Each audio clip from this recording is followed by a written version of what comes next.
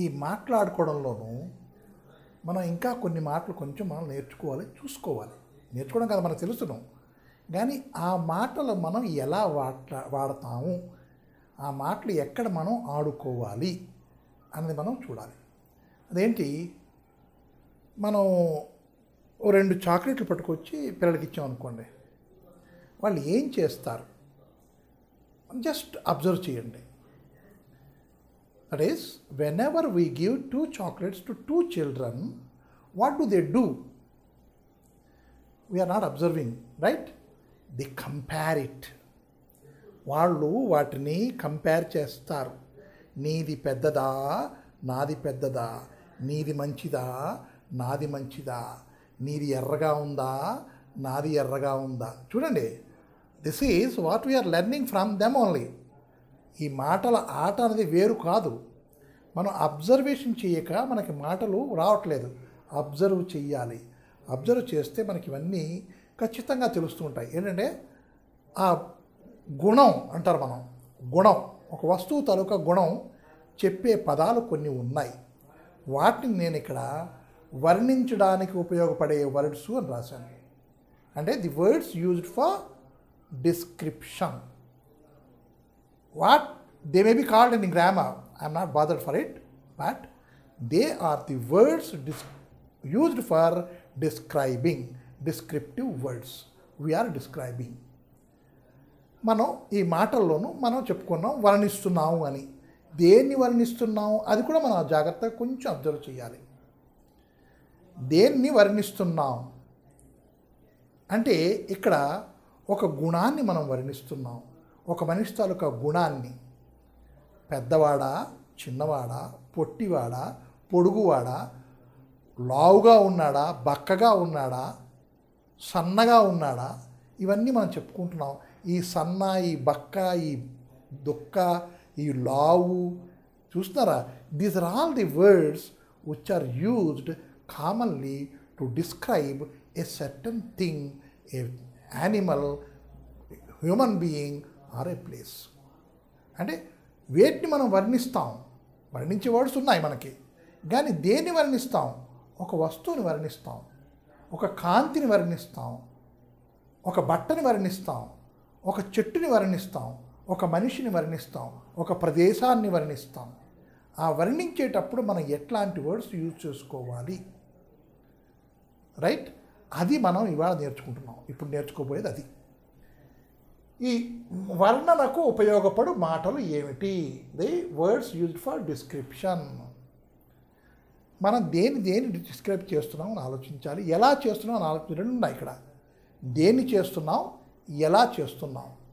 అయితే నేను ఇప్పుడు చెప్పాను ముందు ఏంటి, ఒక ప్రదేశాన్ని, ఒక చెట్టుని, ఒక మనిషిని, ఒక పుట్టని, ఒక గట్టుని, ఇవే వర్ణిస్తాం మనం? కాదు, ఇంకేదో వర్ణిస్తాం. ఇంకేంటి వర్ణిస్తాం? ఆమె నాట్యము బాగుగా చేసినది. శుద్ధ తెలుగులో చెప్తున్నాను. ఆమె నాట్యము బాగుగా చేసినది. ఆమె డ్యాన్స్ చాలా బాగా చేసింది అంటాం మామూలు తెలుగులో. ఈ డ్యాన్స్ బాగా చేసింది అన్నదాన్ని, ఆ బాగా చేయుట అన్నది మనం వర్ణించాం. దేన్ని వర్ణించాం? డ్యాన్స్ని వర్ణించామా? నో, చేయడాన్ని వర్ణించాం. డ్యాన్స్ చేయడాన్ని వర్ణిస్తున్నాం. అంటే ఒక క్రియాపదాన్ని కూడా మనం వర్ణిస్తున్నాము. వర్ణన అన్నది ఒక మనిషిని కానీ, ఒక చెట్టుని కానీ, గుట్టని కానీ, పుట్టని కానీ, జాగాని కానీ, ప్రదేశాన్ని కానీ, వస్తువుని కానీ, జంతువుని కానీ మనం వర్ణిస్తున్నాం. అదొక పదం ఉన్నది. తర్వాత రెండోది ఏంటి? ఆమె డ్యాన్స్ బాగా చేసిందో అని చెప్పినప్పుడు ఆమె చేసిన యాక్టివిటీని మనం వర్ణిస్తున్నాం. కాబట్టి ఈ వర్ణన అన్నది మనది తెలుగులో కానీ, ఇంగ్లీష్ కానీ, ఒడియా కానీ, any language, take any language, irrespective of any language. భాషతో సంబంధం లేదు, కానీ వర్ణన అన్నది అక్కడ సంబంధించింది. అది ఉన్నది. దాని ప్రకారంగా భాష మనం వాడుకోవాలి. మళ్ళా చెప్తున్నాను, వర్ణన అన్నది అక్కడ ఉన్నది. అది భాషాపరంగా వర్ణన అన్నది ఖచ్చితంగా జరిగి తీరాలి. దానికి ఏ భాష ఉపయోగించుకోవాలి మనం? What are the language we're using to describe it? Because it is there. The action is there, the man is there, the tree is there, the building is there, or the pond is there, tank is there, the everything is there only. But it has to be described. Why? Because we are telling the extent of that. What is the extent?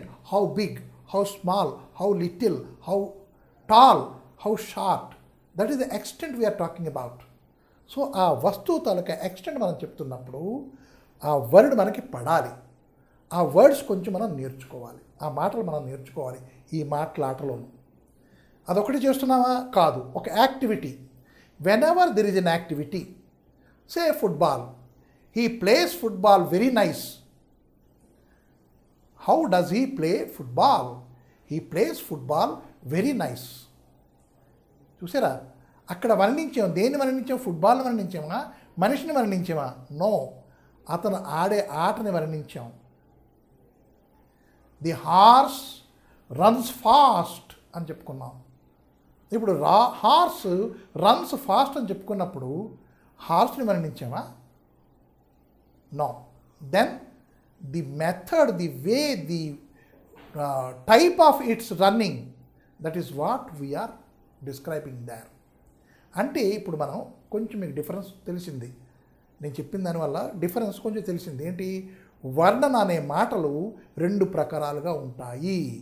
అంటే రెండు ప్రకారాలైన activity ఒకటి, రెండోది ఒక noun, ఒక పేరు కానీ ఒక మనిషిని కానీ వర్ణిస్తున్నాం, ఒక వస్తువుని వర్ణిస్తున్నాం. అంటే ఈ వర్ణన అనేది రెండు ప్రకారాలు, రెండు విధానాలు, 2 types ఆఫ్ డిస్క్రిప్షన్స్ అని మనం తెలుసుకున్నాం. ఇప్పుడు మీకు కొంచెం ఈజీగా అర్థం అవ్వడానికి నేను కొన్ని వాక్యాలు రాస్తాను. దానికి సరి అయిన ఇంగ్లీష్ వాక్యాలు కూడా మనం చెప్పుకుందాం. ఇప్పుడు కొంచెం చూసుకుంటే,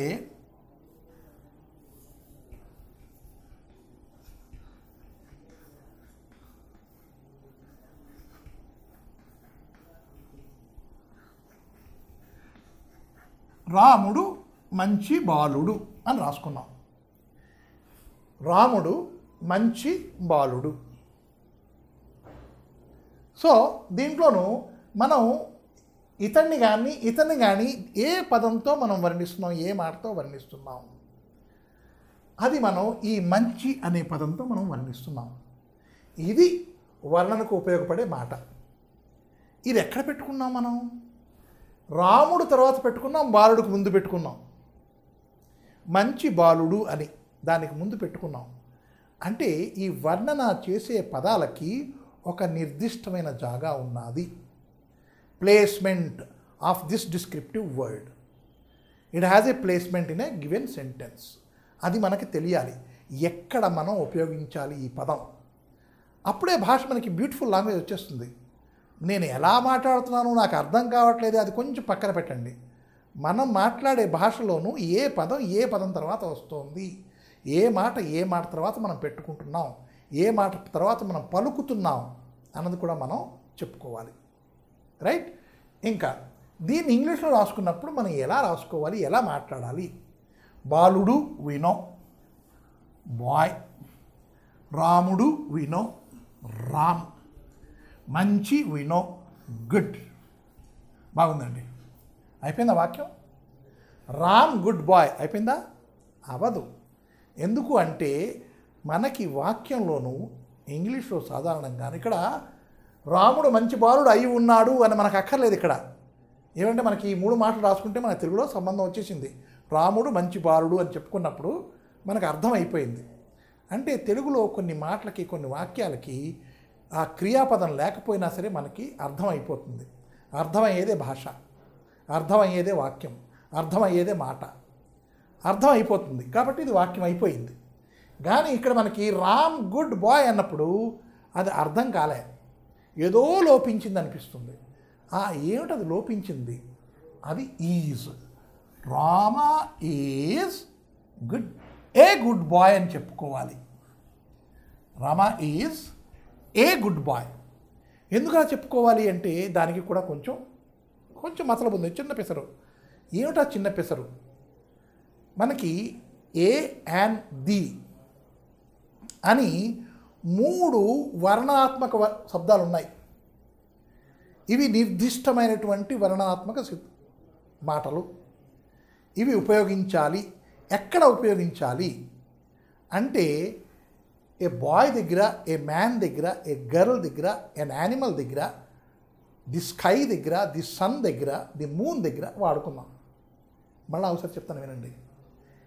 ఏ man, a boy, a girl, a woman, the sun, the moon, an apple, an orange అని చెప్పుకున్నాం. అంటే ఏంటి, మీకు చిన్న పిసరు మళ్ళీ కొంచెం అర్థమైంది. ఏంటి అర్థమైంది అంటే, ఆరెంజ్ అన్నప్పుడు ఏ పెట్టలేదు, ది పెట్టలేదు, యాన్ పెట్టుకున్నాడు ఈయన. అంటే యాన్ ఆరెంజే అనాలి, యాన్ యాపిలే అనాలి, యాన్ అంబ్రెల్లావే అనాలి. మన చిన్న క్లాసులో కేజీ క్లాసులో రాయించేటప్పుడే మొట్టమొదటి అక్కడే చెప్తాం, it is an apple, it is an apple అని. అంటే వాడికి అలవాటు అక్కడ అయిపోవాలి. ఆ యాన్ అని దీని తర్వాత వస్తుంది వాడికి అర్థం అక్కడ అయిపోవాలి. అందుకు అది పెట్టుకున్నాం. కాబట్టి ఇక్కడ రూల్ ఏంటయ్యా అంటే, ఇదేమో వచ్చి అది జాతివాచక నామవాచకం బాయ్ అన్నది. అంటే ఏ కామన్ నౌన్, ఎవరికైనా దాంతో పిలవచ్చును. అది కామన్ నౌన్ అంటే ఎవరినైనా అలా పిలవచ్చును. ఎరా అబ్బాయి అన్నాం అంటే ఆ ఎరా అబ్బాయి అని ఇతరం వచ్చి ఎవరైనా వచ్చును. ఆ ఎరా అబ్బాయి అన్నాను అంటే అదేంటిది, అది ఒక జాతివాచక సంజ్ఞ. దాని ముందు మనం ఇంగ్లీష్లో ఎప్పుడు కూడాను ఏ కానీ, యాన్ కానీ, ది కానీ పెట్టుకుంటాం. ది స్కై ఎందుకు అన్నాము, అది మనకు తెలుసు, ఒకటే ఉంది కాబట్టి ది స్కై అనేసుకున్నాం. కానీ ఏ స్కై అనం, అక్కడ యాన్ స్కై కూడా అనము, ది స్కై అనేసుకున్నాం. అది జాతివాచకం, కామన్, అందరికీ కామన్. మీకు ఆకాశం ఉంది, నాకు ఆకాశం ఉంది, అలా రోడ్డు మీద వెళ్ళుకుతున్నాడు ఆకాశం ఉంది, ప్రతి వాడికి ఆకాశం ఉన్నది, అది కామన్. దాని ముందు పెట్టుకున్నప్పుడు దియే పెట్టుకుంటాం, ఏ పెట్టాం, యాన్ పెట్టాం. అది మనకు తెలుసును, కొంచెం అబ్జర్వ్ చేస్తే మనకు వచ్చేస్తుంది. సో ఇప్పుడు దీన్ని మనం ఇలా రాసుకున్నప్పుడు, ఇలా చెప్తున్నప్పుడు కూడాను మనకి ఆర్డర్ రావాలి అంటే రామా ఈజ్ గుడ్ బాయ్ అనేస్తే అయిపోదు. ఏమి, ఇక్కడ ఒకడే ఉన్నాడు, ఆ ఒకటి అన్న పదం మనకి రావాలి. ఇక్కడ నిర్దిష్టమైన సంఖ్య ఉంది, ఆ నిర్దిష్టమైన సంఖ్య మనకి ఇక్కడ రావాలి. ఆ ఏ అన్నది దాన్ని ఇండికేట్ చేస్తుంది. దాన్ని నేను ఇండికేటివ్స్ అన్నాను. అందుకే దాన్ని ఏ పేరుతో పిలవనండి గ్రామర్లోనూ. మనం ఇక్కడ చెప్పుకుంది ఏంటి, ఇండికేటివ్స్, నిర్దేశాత్మకమైన పదము. ఏమిటా నిర్దేశం, ఒకటి అని నిర్దేశించుతుంది. It is deciding that this boy is one, and so it is Rama is a good boy అని మనం చెప్పుకున్నాం. దేనికి, రాముడు మంచి బాలుడు అని చెప్పుకున్నప్పుడు. బాగుంది కదండి. ఇప్పుడు రెండో మాట చూద్దాం.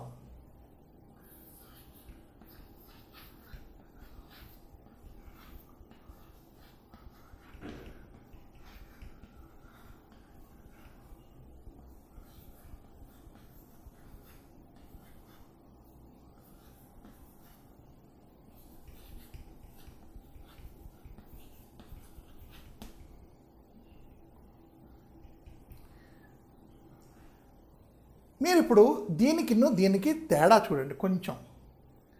రాముడు మంచి బాలుడు అర్థమైపోయింది. అక్కడ ఉన్నారు ఏమి మనం వాడలేదు, క్రియాపదం వాడలేదు. రాముడు మంచి బాలుడు అని చెప్పేసుకున్న వాక్యం అర్థమైపోయింది. కానీ ఇక్కడికి వచ్చేసరికి అతని మీసాలు దుబ్బు అర్థమవుతుందా, అర్థంగా అవదు. కాబట్టి మనం ఏం చేయాలి, ఎలాగున్నాయి, దుబ్బుగా ఉన్నాయి అని రాసుకోవాలి ఇక్కడ కదండి. అంటే అతని మీసాలని మనం వర్ణిస్తున్నాం. ఎట్లా ఉన్నాయి, ఇలాగున్నాయి. దీన్ని మనం ఇంగ్లీష్లో ఎలా చెప్పుకోవాలి అని ఆలోచించాలి. వెంటనే మనకు దొరికిన ఒక సెంటెన్స్, మనకి వాక్యం దొరికింది తెలుగులో అనగానే దాన్ని ఇంగ్లీష్లో ఎలాగ అనుకోవాలి అని ఒక తపన మనకు వచ్చేయాలి. ఆ వస్తేనే మనం ఇంగ్లీష్ మాట్లాడగలం. ఆ తపన లేదు, ఏంట్రా ఇది దుబ్బుగా ఉండడానికి ఏమంటారు, వదిలేరా, ఈ దుబ్బుగా ఉన్నాయి అనడానికి ఏమంటారు, వదిలేరా అంటే మీరు వదిలేస్తారు. కాదు, ఆ దుబ్బు అన్నదానికి ఏ పదం పెట్టుకోవాలి, ఇంగ్లీషు సమానమైన పదం ఏం పెట్టుకోవాలి చూడండి. కొంచెం ఇక్కడ అతని అన్నప్పుడు ఏమిటా, అతని అన్నది ఏమిటి, హియా, షియా, ఐఆ, యువా, రామావా, కృష్ణవా, ఏంటది. దానికి మనం అతని అన్నప్పుడు మనం హిజ్ అని పెట్టుకుంటాం, అంటే అతని యొక్క అని. హీ అతడు, దానికి మనం ఏం చేసాం, హిజ్ అని పెట్టుకున్నాం. ఎందుకు అంటే అతను ప్లస్ యొక్క అతని యొక్క ఇక్కడ మనకి హిజ్ అని వచ్చింది. నిన్న మనం చెప్పుకున్నాం విభక్తి ప్రత్యయాలని చెప్పుకున్నాం. అక్కడ దానికి ఏదో పేరు పెట్టాను నిన్న, మీకు జ్ఞాపకం ఉండవచ్చును. ఆఫ్ టు అనేది చెప్పాను, చేతనచేయంలో తోడంతోనని చెప్పాను, కై కొరకుం కై అని చెప్పాను. అట్లాంటిది షష్ఠీ తత్పురుషుకి వెళ్తే మనకి ఇక్కడ అతని యొక్క, అతని అంటే అతని యొక్క అని అర్థం, హిజ్ అనమాట. ఆ షష్ఠీ తత్పురుషు మనం కలిపాం ఇక్కడ హిజ్ అని ఇంగ్లీష్లో. సో అతని యొక్క అని చెప్పుకున్నప్పుడు హిజ్ అని రాసుకున్నాం. హిజ్ అంటే మీనింగ్ చెప్పాను, అతని యొక్క ఎట్లా వచ్చిందో కూడా చెప్పాను. విష్కర్స్ దాన్ని మనం ముస్టాచ్ కూడా అనొచ్చును. Moustache, his moustache. ఎలాగున్నాయి? Thick. His moustaches thick. Complete అయిందా? ఏమంటే అర్థం చేసుకునేవాడికి, కామన్ మ్యాన్కి అర్థమైపోతుంది. ఏమంటే అక్కడ చెప్పలేదులే, ఆ వర్డ్ చెప్పలేదు, పోనీ వదిలే అని కన్సిడర్ చేయవచ్చును. Why we should speak in a considerable manner? Why people should consider our language? No, we can speak good English. Then let us use good word over there. What is that? His whiskers unnayi. That is here are. So అయితే ఈ విష్కర్స్కి ముస్టాచెస్కి చిన్న తేడా ఉంది. రెండు synonyms అయినా ఒకదానికొకటి పర్యాయ పదాలే, కానీ విష్కర్స్ పిల్లికి ఉంటాయి, పులికి ఉంటాయి, ముస్టాచెస్ మనకుంటాయి, మనిషికి ఉంటాయి, పశువులకు ఉండవు.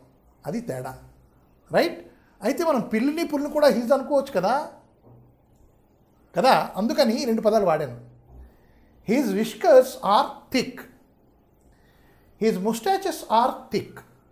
అంటే ఇక్కడ ఈ ఆర్ పదం మనం మర్చిపోయామా, మన ఇంగ్లీషు బుట్లేరు ఇంగ్లీష్ అయిపోతుంది. మన ఇంగ్లీషు చక్కగా ఖచ్చితంగా ఉండాలి అంటే ఈ ప్రతి పదానికి మనం ఒక పదం, ఈక్వల్ పదం తెచ్చుకొని దాన్ని జాగ్రత్తగా మాలలో పెట్టాలి. పెడితే పదాలు అవుతున్నాయి. మనం ఇప్పుడు ఏం నేర్చుకుంటున్నాం? ఈ వర్ణనకు ఉపయోగపడే పదాలు నేర్చుకుంటున్నాం. ఆ పదాలతో సెంటెన్స్ ఎలా చేయాలి, ఎలా మాట్లాడాలి అని మనం చెప్పుకుంటున్నాం. దాంట్లో డైరెక్ట్గాను ఆ వర్ణనాత్మక పదాలు వాడుకొని రెండు సెంటెన్సెస్ ఎట్లా ఉంటాయి, వాటిని ఇంగ్లీష్లో ఎట్లా రాసుకుంటాము, ఇవి చెప్పుకున్నాం. కానీ కొన్ని పదాలకి, తెలుగులో ఉండే పదాలకి ఇంగ్లీష్లో ఏం పదాలు, ఇప్పుడు ఇక్కడ ఈ దుబ్బుగా ఉన్నది అన్నప్పుడే నేను మీకు డౌట్ చెప్పేశాను. మనం చదువుకున్నప్పుడు దుబ్బుగా ఉంది అన్నప్పుడు ఏం రాయాలరా, వదిలే, ఏహే వదిలే అనే పదం మన జాతకంలో ఉండకూడదు. We have to know it. బక్కగా ఉన్నాడు దానికి ఏమనుకుంటాము, దుడ్డుగా ఉన్నాడు దానికి ఏమనుకుంటాము, పెద్దగా ఉన్నాడు, పొడుగ్గా ఉన్నాడు, పొట్టిగా ఉన్నాడు, దుబ్బుగా ఉన్నాడు, వీటన్నిటికీ ఏమనుకుంటాము అని మనకు ముందు తెలియాలి సాధారణంగా. ఇంకా కొన్ని ఉన్నాయి దాంట్లోనూ, ఆశ్చర్యకరంగా ఉన్నాయి. చూస్తున్నారా? ఇవన్నీ వర్ణన మనిషి తాలూకా హైటు, లెంగ్త్, వీటితో మనం కొలుస్తున్నాం. మెజర్మెంటల్ డిస్క్రిప్టివ్ వర్డ్స్ ఇవి. అవే కాకుండాను కొన్ని సంఖ్యాపరమైన వర్ణనలు ఉంటాయి. ఇద్దరు పిల్లలు, 2 girls, 2 children అని చెప్పుకున్నాం. ఆ 2 అన్నది ఏంటైంది? అది సంఖ్యాపరంగా వర్ణనాత్మకమైన పదం. A dozen of apples, a dozen, అది కూడా ఏంటి? అది కూడా ఒక నౌనే, కానీ అది మనం వర్ణనకి ఉపయోగిస్తున్నాం. యాపిల్స్కి డజన్ యాపిల్స్ అని చెప్పుకుంటున్నాం, ఏ డజన్ బనానాస్ అని చెప్పుకుంటున్నాం, 20 pages అని చెప్పుకుంటున్నాం. ఆ 20, 12 or 13, 15 whatsoever is a number ఏవైనా అవనండి, ఆ నెంబరు మనకి వర్ణన కోసం ఉపయోగిస్తున్నాం కదా. మొట్టమొదటి ఏంటి ఉపయోగించుకున్నాం మనం? మొట్టమొదటి తెలుసుకున్నది ఏంటి? ఒడ్డు పొడుగు. ఒడ్డు పొడుగు అంటే ఏంటి? దేన్నైతే మనం కొల ప్రమాణంగా తీసుకుంటున్నామో, కొలత ప్రమాణంగా తీసుకునే వర్ణనాత్మకమైన శబ్దాలు ఈ ఒడ్డు, పొడుగు, పొట్టి, నిలువు, తర్వాత లోతు, ఇవన్నీ కూడాను మనకి కొల ప్రమాణంగా తీసుకున్నది. ఒక స్కేల్ పెట్టి మనం కొలుచుకోవచ్చును. అయిందా? ఇంకపోతే 2, 3, 4, 10, 15 అని చెప్పుకుంటున్నాం. వీటిని మనం ఏం చెప్పుకోవాలి? సంఖ్యాపరమైన, అది కూడా ఇంగ్లీష్లో ఉంది. సంఖ్యాపరమైన కూడాను there are 100 boys in a class. There are 20 girls out of them. And 50% of them are intelligent అని చెప్పుకుంటాం. అయితే ఈ వర్ణన అన్నది మనం శారీరకం వర్ణన ఒకటి, బుద్ధిపరమైన వర్ణన ఒకటి. ఇప్పుడే చెప్పాను ఇంటెలిజెంట్ అని. అలాగే వండర్ఫుల్ అన్నది, బ్యూటిఫుల్, ఇవేమిటివి? మనకి కనిపించే విధానాన్ని మనం వర్ణిస్తున్నాం. How is the flower? ఒక ఫ్లవర్ ఉంది. We asked how is the flower అని అడిగాం. నేను దాన్ని it is a very beautiful flower అని చెప్పాను. కానీ నా ఎదురుకుండా ఉన్నతను no it is ugly flower అన్నాడు. డిఫరెన్స్ ఏంటి? డిఫరెన్స్ దృక్పథం, చూసే విధానం. అతను చూసే విధానం అగ్లీగా ఉంది, నేను చూసే విధానం బ్యూటిఫుల్గా ఉంది. కానీ వర్ణన మటుకు ఒకే ఫ్లవర్స్కి 2 విధమైన వర్ణనలు ఉంటాయి కదా. అది మనం ఎప్పుడు చెప్పుకున్నాం అంటే చూసే విధానం ఎట్లాంటిది దాని ప్రకారంగా వర్ణించుకున్నాం. కొల ప్రమాణంగా ఎలా ఉంది దాని విధంగా కూడా మనం వర్ణించుకున్నాం. సంఖ్యాపరంగా వర్ణించుకున్నాం. ఏమండి? ఇంకపోతే పరిమాణం ఉంది. ఎంత, ఎంతో కొంత. 3 మాటలు ఇప్పుడు చెప్పాను మీకు. ఎంత, ఎంతో కొంత. చూసారా? How much, something, maybe anything, ఎంతో కొంత. అట్లా కూడా మనం ఎక్స్ప్రెషన్ చెప్పుకోవచ్చును, మాట్లాడుకోవచ్చును. ఒక ప్రమాణాన్ని కూడా మనం తీసుకున్నాం, దాన్ని కూడా వర్ణించాం. రైట్? ఇంకపోతే ఇవి కొన్ని వర్డ్స్ మనం చెప్పుకున్నాం అనుకున్నాం కదా. ఆ వర్డ్స్ కూడాను నేను ఇస్తాను. ఆ వర్డ్స్ మనం ఎక్కడ ఉపయోగించుకోవాలి అది కూడా మనం చూసుకుంటాం. ఫర్ ఎగ్జాంపుల్ మీకు ఇంకొన్ని అంటే మనకి ఇంకా కొంచెం క్లియర్ అవ్వడానికి సంఖ్యాపరమైన కూడా వాస్తాను. తర్వాత ఆ దృక్పథం చెప్పాను కదా ఇందాక, అగ్లీ అండ్ బ్యూటిఫుల్ ఇవన్నీ చెప్పాను కదా, అవి కూడా కొన్ని సెంటెన్స్ రాసుకొని మనం కొంచెం తెలుసుకుందాం. ఆ తెలుసుకున్న తర్వాత మనకు కొంచెం ఐడియా వచ్చేస్తుంది. ఐడియా వచ్చిన తర్వాత మనం ఇప్పుడు పనిని వర్ణించే పదాలు అంటే ఒక కార్యక్రమం ఎట్లా జరుగుతుందో, ఒక యాక్టివిటీ ఆ జరిగే విధానాన్ని ఎలా వర్ణిస్తాం, ఆ పదాలు కూడా చూసుకుంటాం.